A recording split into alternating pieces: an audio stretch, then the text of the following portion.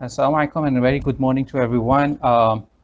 It gives me indeed a great pleasure to welcome everybody to this IMMB International Webinar Series. Today we have a very eminent speaker, Professor Dr. Mohammad Reza Ravanbod, who's going to be talking to us about acute myoblastic leukemia.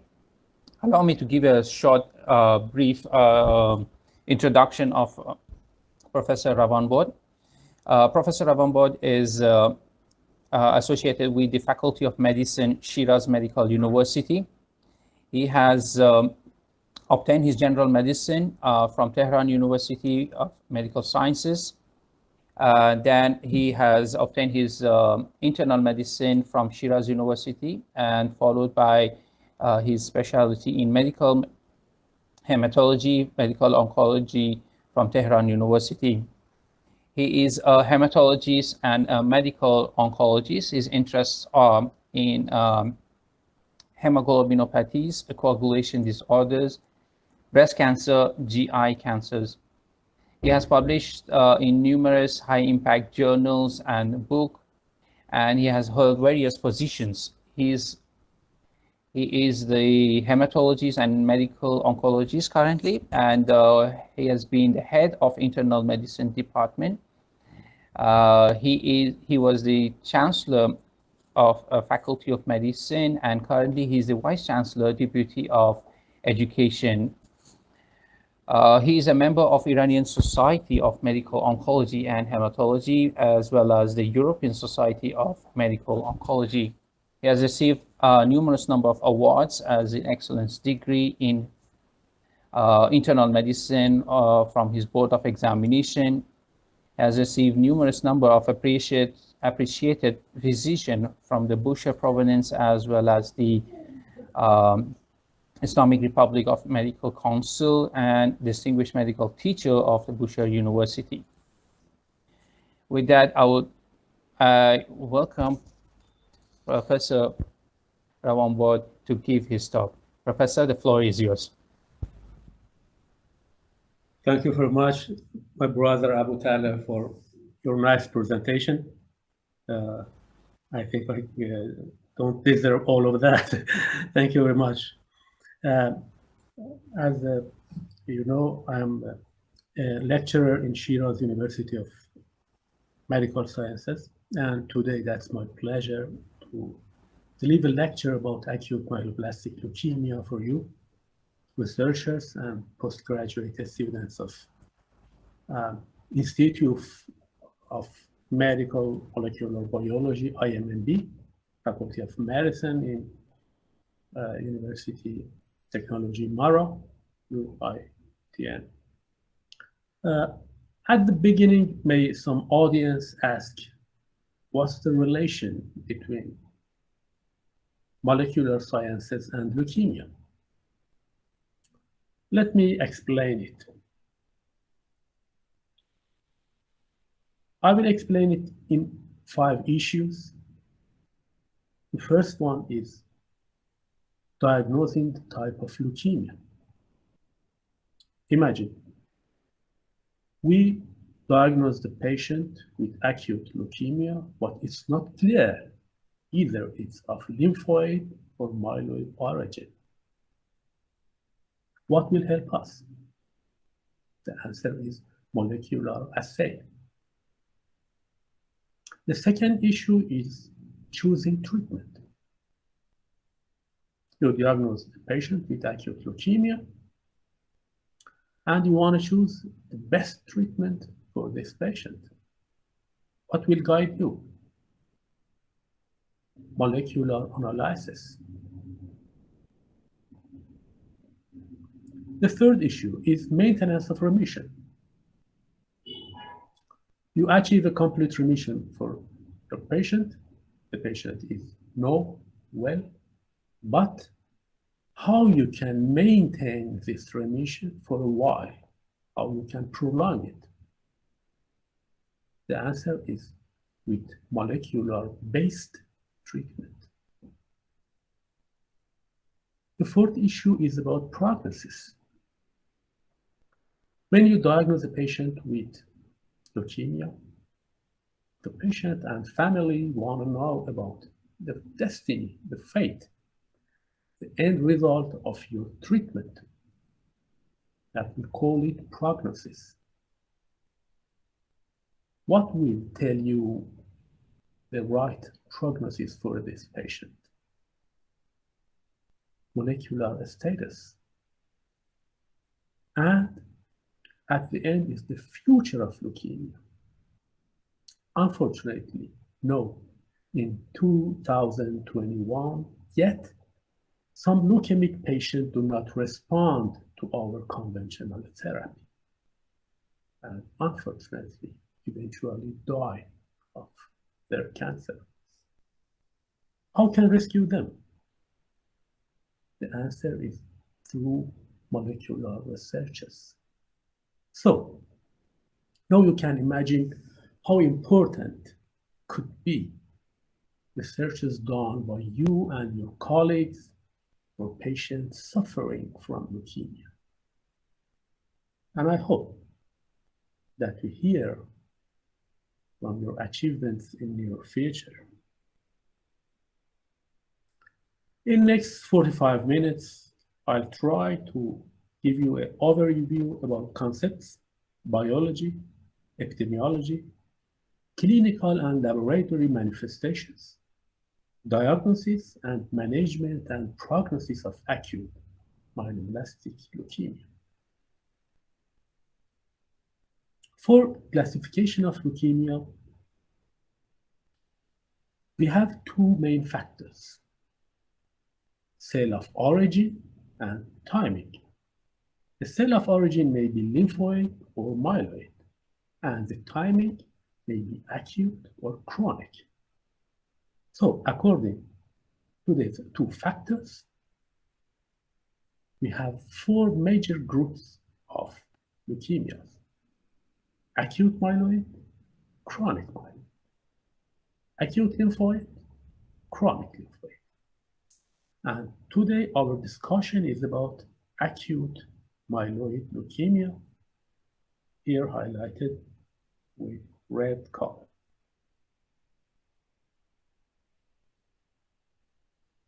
Here we go to the beginning of a story where leukemia starts. Here you can see multipotent hematopoietic stem cell, which differentiates to lymphoid and myeloid progenitors, then progressing to the mature cells through their journey. And the lymphoid progenitors eventually turn to T or B lymphocyte, and myeloid progenitors turn to neutrophils, eosinophils, basophils, monocytes, platelet, and red blood cells. Here in these rectangles, you can see that maturation arrest in this level can produce leukemia. If maturation arrest happen in the lymphoid progenitors, you will have acute lymphoblastic leukemia, and if happen in myeloid progenitors, maturation arrest here causes acute myeloblastic leukemia. Here you can see the maturation pathway of myeloid series from the first cell in the row in the bone marrow, and myeloblast, to the more mature cell, and the last cell, that neutrophil you see in peripheral blood. During this maturation pathway, the immature myeloblast cells turn to promyelocyte, myelocyte, metamyelocyte band, and eventually neutrophil. You never see the first two cells in peripheral blood. other cells from myelocyte to the end could see in peripheral blood. But if you see myeloblasts or promyelocyte in peripheral blood, there is some kind of leukemia.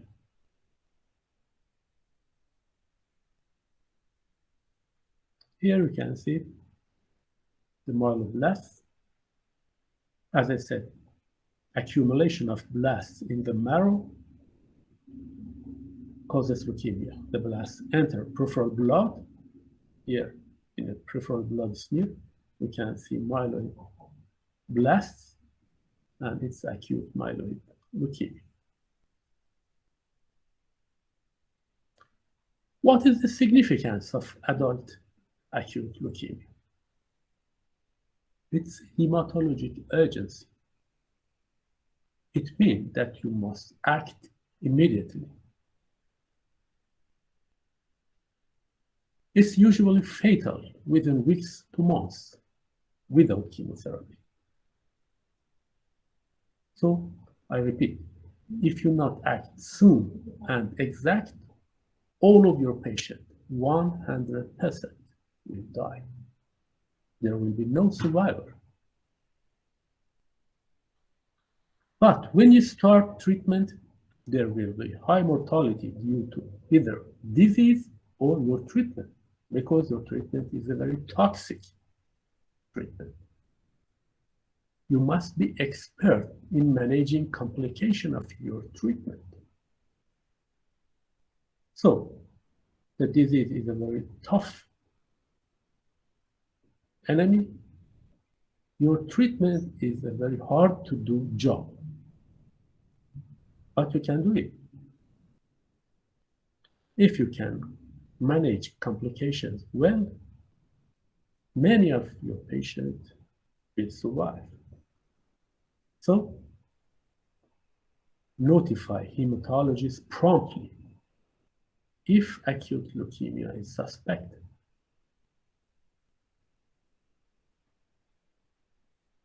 For classification of acute leukemias, you see that acute lymphoblastic leukemia occurs mainly in children. The incidence in male gender is more than female. It's curable in about 70% of children and curable in minority of adults. Acute myloblastic leukemia, our issue, is mainly in adults. Again, we poor men are at danger here and there. We die in war, in accidents. It's not fair. But in acute leukemia, myeloid leukemia is curable also in minority of adults.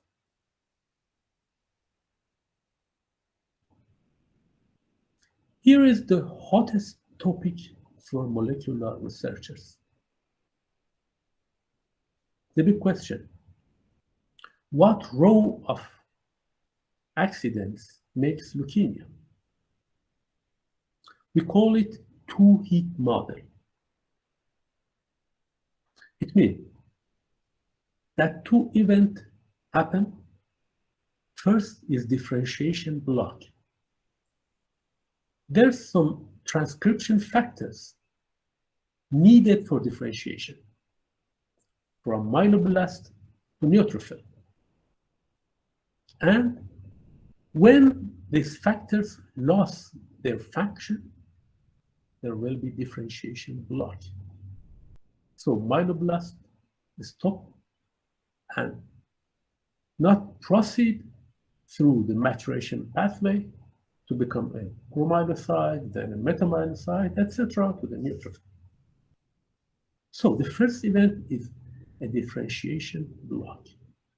After that, we have an enhanced proliferation. There's some mutation, gain of function for tyrosine kinase, such as FLT3, c-KIT, NRAS, KRAS, BCR-ABL. And these two events combining together make leukemia. So, differentiation block makes myeloblasts to stop in their immature status and enhance proliferation, turn them to an exponentially proliferating cell. Non-stop, they proliferate and produce leukemic status, firstly in bone marrow, then entering the peripheral blood, and became a full-blown leukemia.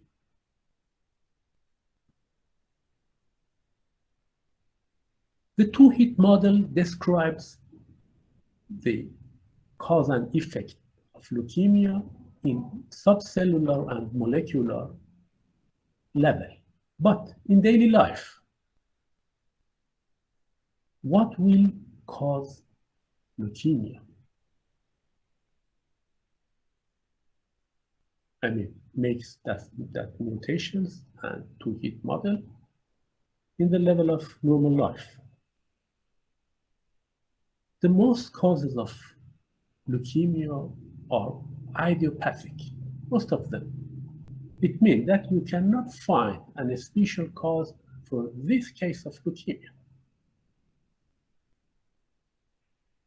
Some patients suffer from an underlying hematologic disorder, like myelodysplastic syndrome or chronic myeloid leukemia that can switch to an acute myeloid leukemia in a couple of years.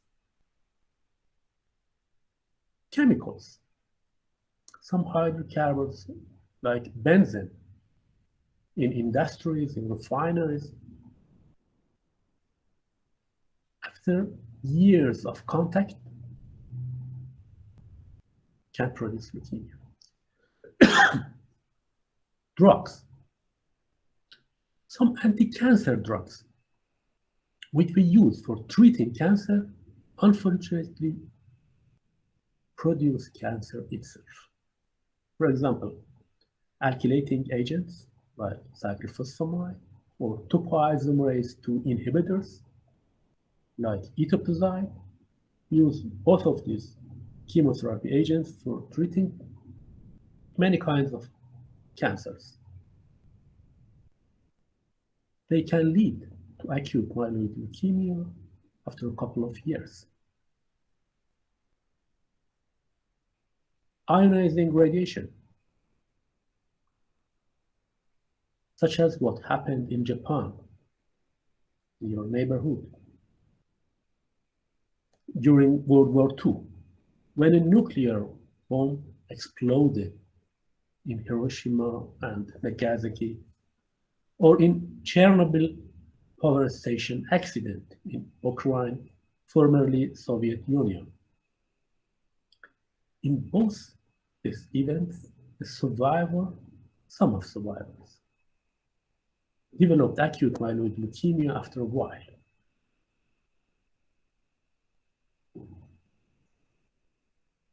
Hereditary and genetic conditions, such as Down syndrome, Fragile X syndrome.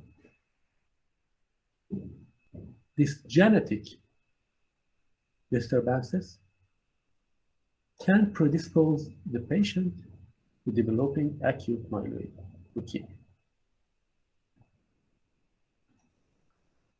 Now we go to the clinic. You are sitting in the office or in hospital emergency room, and a patient refers to you. What is the clinical manifestations that brings the patient to you and makes you suspicious to acute leukemia?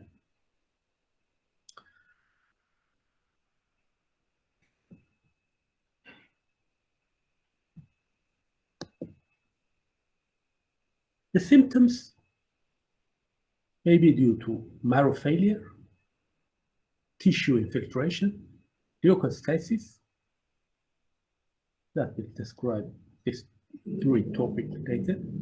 Constitutional symptoms, such as fever, bone pain, malaise, anorexia, etc. And some other symptoms, such as DIC, disseminated intravascular coagulation, that brings the patient to you with profuse bleeding, nose bleeding, gum bleeding, even petechia and procura here and there. The point is usually short duration of symptoms. From involvement of symptoms to the death of patient, if you not act properly, is few weeks. So if a patient complains of some symptoms for months or years, it's not acute leukemia. Maybe chronic leukemia, but it's not acute leukemia. You have not such a long time. Marrow failure. You know, marrow produces three main kinds of cells, and this cell is neutrophils, red blood cells, and platelets. Neutrophils defending the body against infections. Red blood cells carry oxygen from lungs to the part of body, and the platelet prevent bleeding. So, when marrow fails due to infiltration of blasts, myeloblasts occupy all of bone marrow, so there is no space for normal cells to grow and proliferate.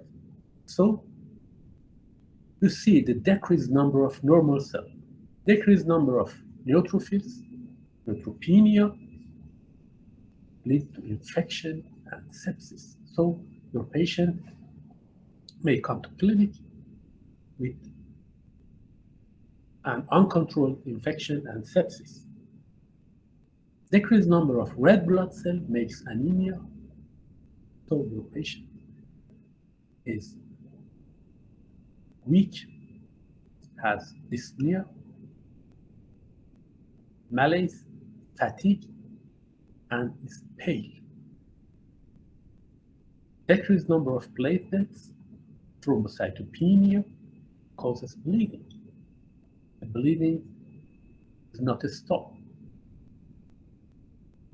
Nose bleedings, gum bleedings, bruises on the body, or mucosal bleeding, such as GI bleeding, urinary tract hemorrhage. The next symptom is infiltration of tissue and organs. Infiltration in liver, spleen, lymph node, make them enlarge. Gum hypertrophy. Bone pain due to expanding of bone marrow. Other organs less frequently infiltrated by myeloblasts, such as central nervous system, skin, testis, or any organ. Here you can see a picture of gum hypertrophy. This patient with acute myloblastic leukemia presented to us by a dentist. Smart dentists can diagnose leukemia when a patient suffers from gum hypertrophy or gum bleeding.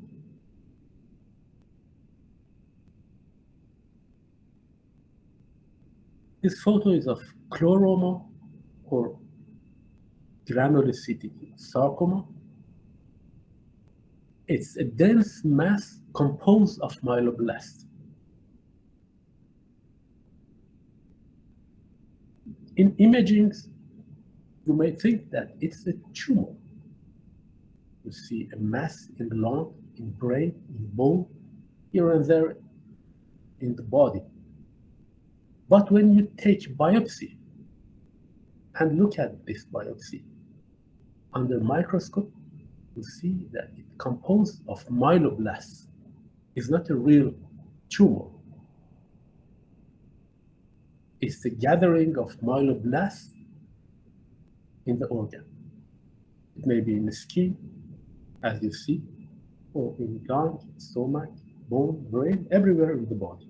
And the treatment is the treatment of acute myelobllastic leukemia. Leukostasis. When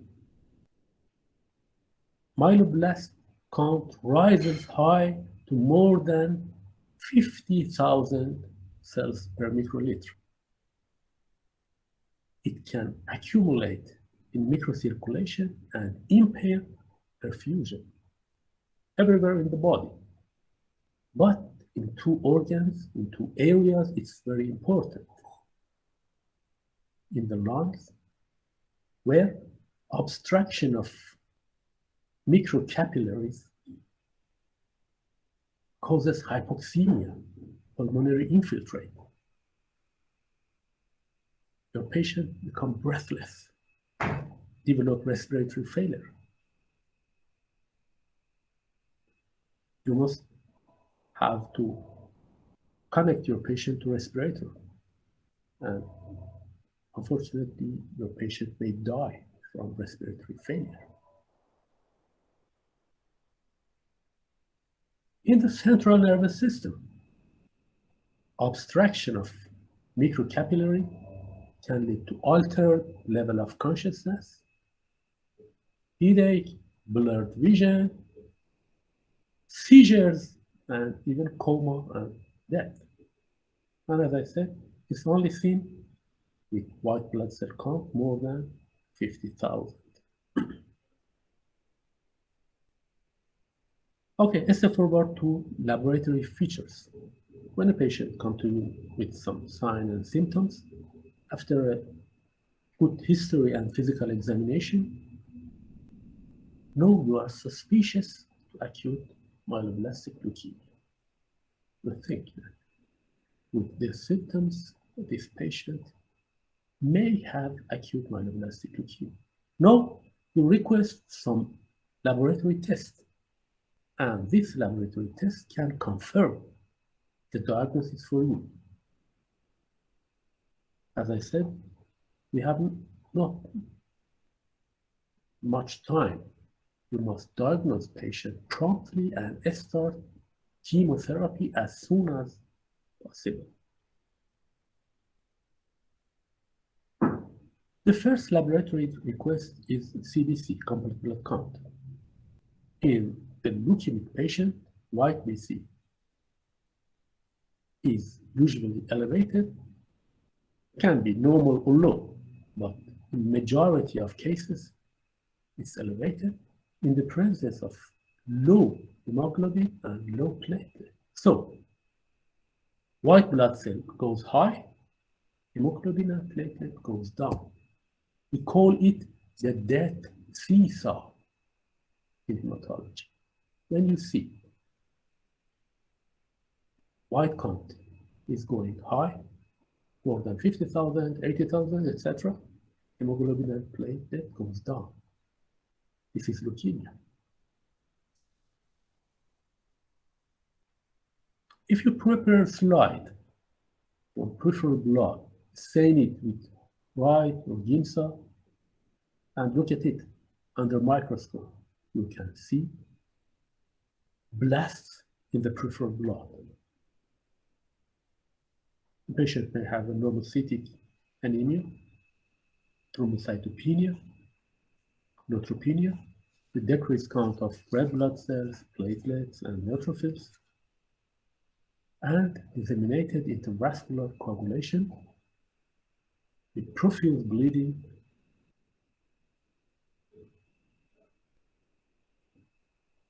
bone marrow aspiration and biopsy is the most confirmatory test for acute leukemia. With a special needle, you puncture a bone, usually the pelvic bone or the sternum, and you obtain few milliliters of bone marrow, send it for cytogenetic molecular studies, flow cytometry, and special stainings. So it's necessary for diagnosis. Is useful for determining type, useful for prognosis, and by WHO, World Health Organization definition, the leukemia is defined by the presence of more than 20% blasts in bone marrow. When you count nucleated cells, if the percentage of blast is more than 20%, so this patient is suffering from leukemia. How can you distinguish acute myloblastic leukemia? By light microscopy, you can see cytoplasmic granules, Euer rods, named after John Euer, the American physiologist who described these bodies in the cytoplasm of myeloblasts more than 100 years ago in the beginning of 20th century. If you have a good bone marrow sample, prepare a good slide, have a good staining, an acceptable microscopic technology, and an expert eye, an expert hematologist, you can distinguish 85% of acute leukemias. So, yet 15% of acute myeloblastic or lymphoblastic leukemia remain ambiguous. You cannot discriminate between lymphoid or myeloid leukemia. So here, molecular sciences brings help to clinic. Flow cytometry.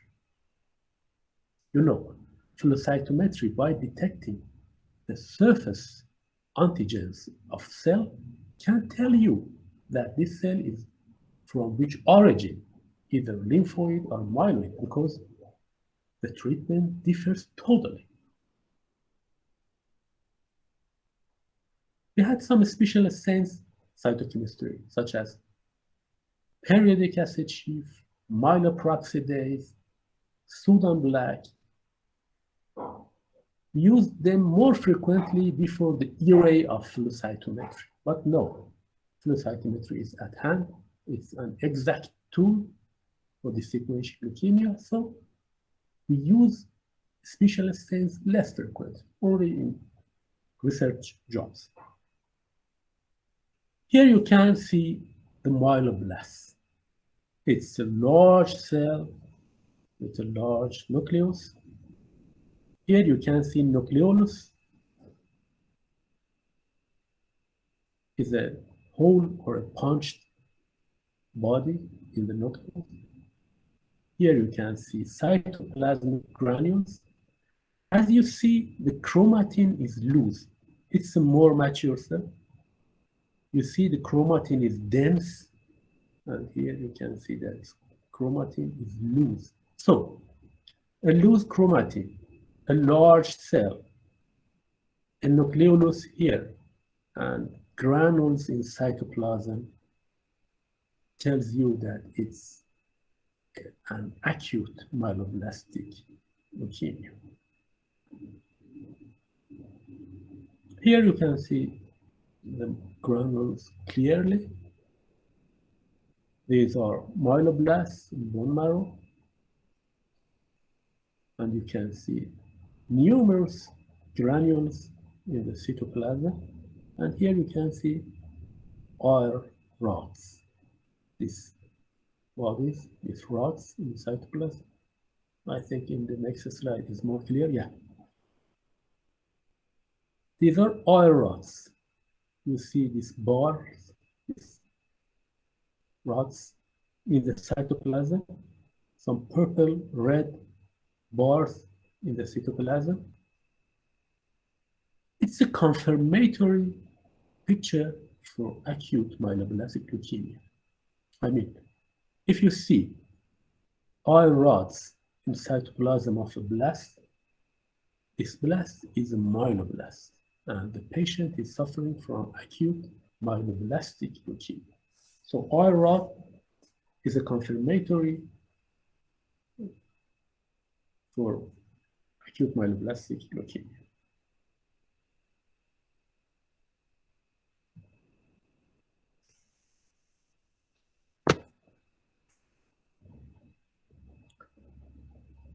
Now we go to treatment of acute leukemia.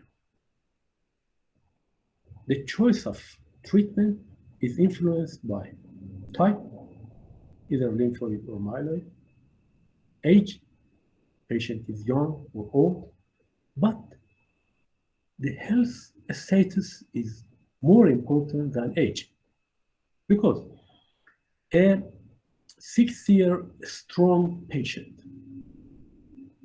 can tolerate your toxic chemotherapy, but a 50-year-old weak patient with heart problem, lung problem, kidney problem, liver problem cannot.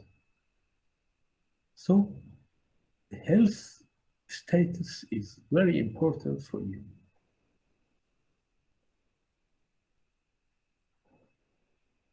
At the beginning of treatment, you must detect that your treatment is curative or palliative.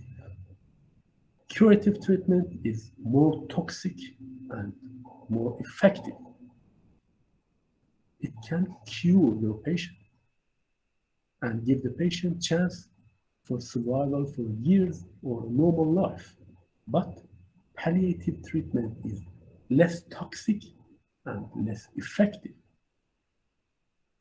It cannot cure the patient.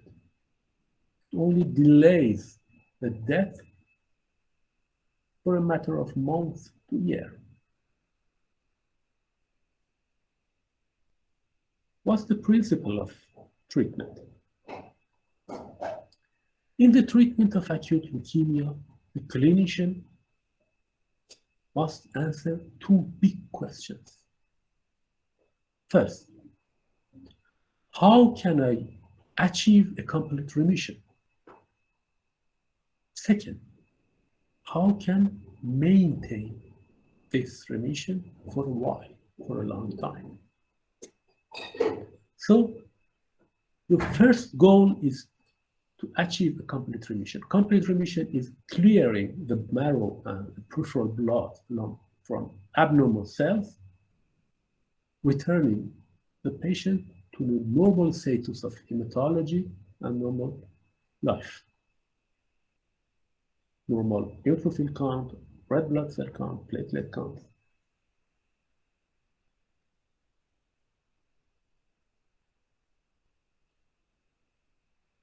When you start chemotherapy, you must have a good supportive system, because after chemotherapy, your patient who has already anemia became more anemic because of your chemotherapy, become more thrombocytopenic because of chemotherapy. You must have a good blood bank to prepare transfusions as needed, packed cell, platelets. Your patient is immunosuppressed to develop opportunistic infection. You must prescribe proper antibiotics for bacterial, viral, fungal, or even parasitic infections as needed. Your patient lost appetite. Patient is anorexic. And after starting chemotherapy, the mucositis makes it painful eating. So we must have a nutrition plan, a good nutrition consultant to maintain an acceptable nutrition for your patient. And Another important issue is psychosocial support. It's a very hard time for patient and family when the patient diagnosed with acute leukemia.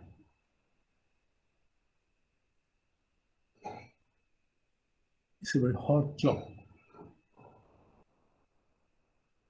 Takes a long time starting chemotherapy and entering complete remission. Maintenance may take 1 year more or less.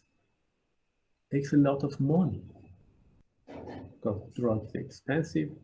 The patient admits in hospital for a long time.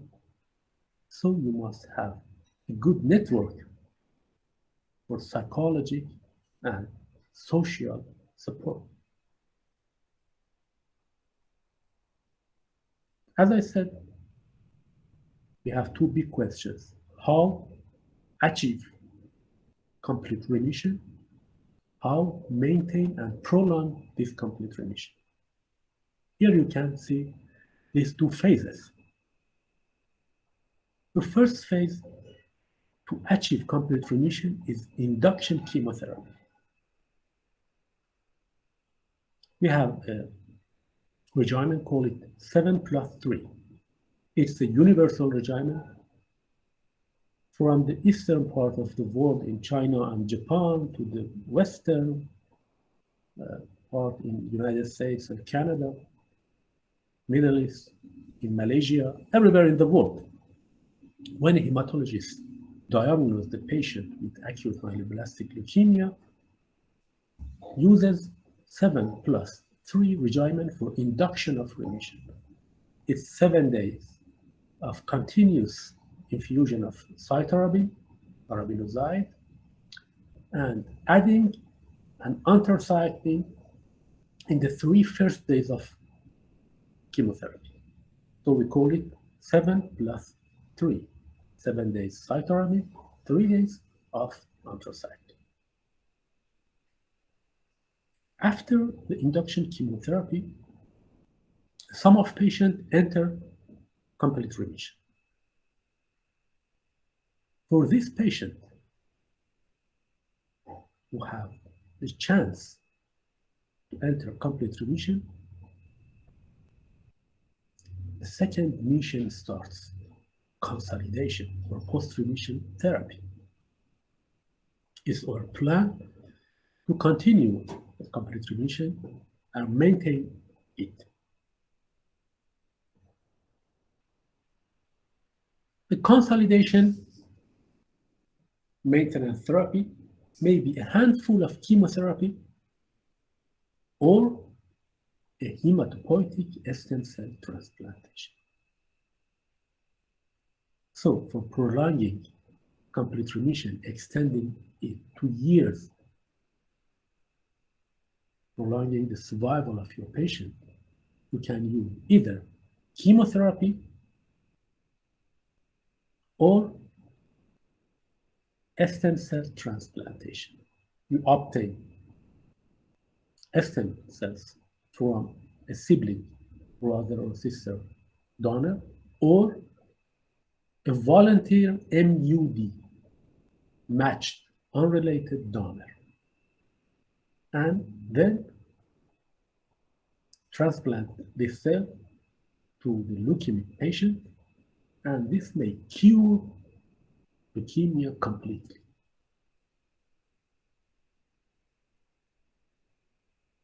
Hematopoietic stem cell transplantation permits you to rescue from otherwise excessively toxic treatment. I mean, as I said, for consolidation, you may prescribe 3-4 doses of high-dose chemotherapy, and this is very hard for you and for your patient. Every month, you admit the patient in hospital, give the patient a high-dose chemotherapy. After that, the patient develops many complications that you must manage it. You can do hematopoietic stem cell one time, and there's not need and further chemotherapy.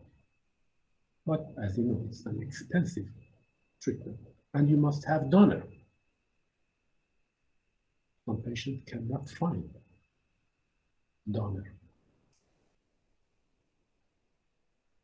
The additional advantage of hematopoietic stem cell is graft versus leukemia effect. For describing graft versus leukemia effect, I must ask two basic questions. First question, is there any cancerous cell, malignant cell, in the body of normal individuals? For example, you, the young, strong, handsome students of IMMB. Is there any cancer cell in your body? Yep. The answer is positive. Every day, during mitosis, proliferation of cell growth, some mutation happen and some potentially cancerous cell form. Here is the second question. So, how all of us would not develop cancer and die eventually from cancer? The answer is in our magic immune system. That's great. From atheist or agnostic point of view, it may be a masterpiece of nature. But to me, and many of you as Muslims, even Christians or other believers, it's a miracle of God. Tabarakallah ahsanul khaliqin. This magic immune system detect and destroy all of these potentially cancerous cells, so we can have a normal life. If it was not for this great immune system, all of us would develop cancer in the first few months of our life. Here is the third and most important question. If immune system detect and kill cancer cells, why some people develop cancer? The answer is these cancer cells escape from immune system. They present themselves as normal cells, pretend to be normal cells, and deceive the immune system. The immune system fails to detect them. No, if you rebuild a new immune system with a new vision, a new point of view, this new immune system can detect and destroy these cancer cells. Let me give you an example. When you're watching two of your friends playing chess, you are a bystander watching the play. You can suggest brilliant moves and acts that can checkmate the opponent. This new immune system originated from graft, from transplanted stem cells. It's like you when you're watching your friends play. It can detect and destroy the cancer cells. We call it graft versus leukemia effect.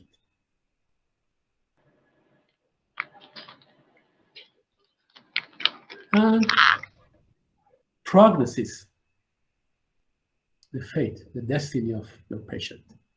For patients aged less than 6 years, about 3/4 of them, 75%, enter complete remission, and of them, 30% can survive for more than 5 years. DFS, disease-free survival. For patients aged more than 6 years, old patient, the complete remission is possible for half of them. About 50% enter complete remission, and of them 15% survival for more than 5 years and can have normal life. Here's a photo of me during my travel to fascinating city of Kuala Lumpur in 2010. And as you see, I was much pretty younger than was what I am now. Here's a picture from beautiful city of Hiraz. It's actually backyard of our hospital, the Namazi Mega Hospital. I took this picture for you, and I hope to see you in the beautiful city of Hiraz soon. If there is any question, I'll be glad to answer. Thank you very much, Prof. Prof, can you hear me? Yes, yes. Okay, thank you so much, Prof, for enlightening speech. Yes, fantastic speech, fantastic enlightening lecture. Thank you so much on this topic. We have a couple of questions though for you, Prof, in the chat box. We have Noor Adiba asking, her husband already been diagnosed with CML and he's under follow-up in a local hospital here. He is on oral chemo. Can it become AML if not well managed? Yes, of course. After 2001, when oral chemotherapy, imatinib, presented for chronic myeloid leukemia, there was a revolution in the treatment of CML. Some patients from 2001 are receiving imatinib, and after 20 years, they manage well and have normal lives. So if chronic myeloid leukemia managed well, the patient can have a normal life for plenty of time and even can have a normal life and normal survival. But if it's not managed good, after 4 to 6 years, it switches to acute lymphoid or myeloid leukemia and will need transplantation and chemotherapy, etc. So it's very important. Fortunately, we have new lines of tyrosine kinase inhibitor, TKIs, such as nilotinib, dasatinib, and if the patient is refractory to first-line imatinib, the physician will prescribe the next generations, nilotinib, dasatinib, with good response. So I advise you not worry for it. It will be fine, and I hope that he will have a normal, prosperous life. Thank you on that. We have another question by Halimatun rather. What is epigenetics and why epigenetics studies are important for AML? Epigenetics is a new concept mixturing the spiritual, immunologic, and other issues in the genetic science. Some researchers by Professor Burton from the United States, Professor Cunningham from UK, tell us that there's many factors in developing acute myeloid leukemia and other disease.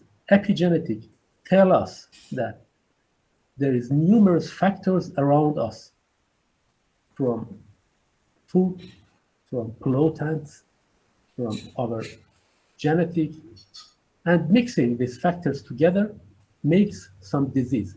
And you must be able to diagnose the immune system, the nutrition, even a spiritual condition of patient for managing the disease. It's a new aspect of science. All of us are studying about it, and we hope that in near future, epigenetic can discriminate patients for precise prescribing medications. I mean, two patients with same disease may receive different treatments by epigenetic. Two 30-year-old gentlemen present to you with acute myelobllastic leukemia. But after studying epigenetic of them, you may prescribe different drugs to this different patient with same disease. Thank you, Prof. There's another question by Dr. Wan Asmuni. She's asking, is the risk of developing AML in patient with nilotinib similar with the dose in imatinib? The risk of developing AML from CML is nearly equal in all type of tyrosine kinase inhibitors. The study is ongoing, and we think that in 2023 or 25, we have more data about it. No, at this point in 2021, starting every tyrosine kinase inhibitor is accepted for treating chronic myeloid leukemia. So there's not much difference between imatinib and nilotinib. We start both of them at first line for patients. And it's not clear that which patient is more prone to develop acute myeloid leukemia. The important issue is after starting tyrosine kinase inhibitors, either imatinib or nilotinib, after 3 months, you see a good response. CBC will be normal, bone marrow will be normal, and it tells you that what will be the fate and destiny of patient. If you have a good response after 3 months, this patient will manage well, inshallah. Inshallah. And one question out of my own curiosity, Prof, on the gene mutation targeted therapeutic agents. Your thoughts, your ideas on those targeted gene therapeutic agents? Dear Professor Jamal, it will be the future of oncology. I mean, yet we use non-specific drugs, antimitotic. And as you know, these antimitotic drugs have many complications because you stop mitosis everywhere in the body. There is mitosis in the hair, so the patient suffers from hair loss. There is mitosis in mucosa, so patient develop mucositis and painful eating, painful swallowing. The mitosis in the bone marrow, so the patient develop neutropenia, may develop sepsis, develop anemia, and many complications. But targeted therapy goes where the disease is. You hear about the Sutton law. The Sutton was a bank robber in United States during the 18th century. He was mentally retarded, and when the judge asked them, Mr. Sutton, why did you rob the banks? He said, because the money was in the banks, and I want money. It turns to the Sutton law in the medicine. We say, go where the disease is. As the Sutton said, go where the money is. The targeted therapy goes where the disease is. So, for example, for CML, you have a mutation causes BCR-ABL gene activation, production of BCR-ABL protein, and enhanced proliferation of bone marrow. Eventually, chronic myeloid leukemia can turn to the acute myeloid leukemia. The imatinib molecule can stop BCR-ABL protein specifically. So it's not an anti-mitotic. It not causes hair loss, leukocytis, and other complications. So gene therapy and targeted therapy is the future of oncology if we can proceed to a precise detection of where the disease ensue, and we can stop specifically the gene or the protein that produces the disease. We can treat the patient with lowest complications, even no complication. In chronic myeloid leukemia, patient receiving tyrosine kinase, they have a few complications, some cutaneous rashes, or even some GI upsets, no more. It's the future of hematology and oncology. And because I'm very interested in molecular sciences, today I'm with you because of this. Thank you so much, Prof. Indeed, a very promising future for treatment of the cancer, and especially in this field of acute leukemias. We're looking forward to your research and your development, and inshallah we come up with a good treatment for all the cancer patients, and we have a better treatment for them.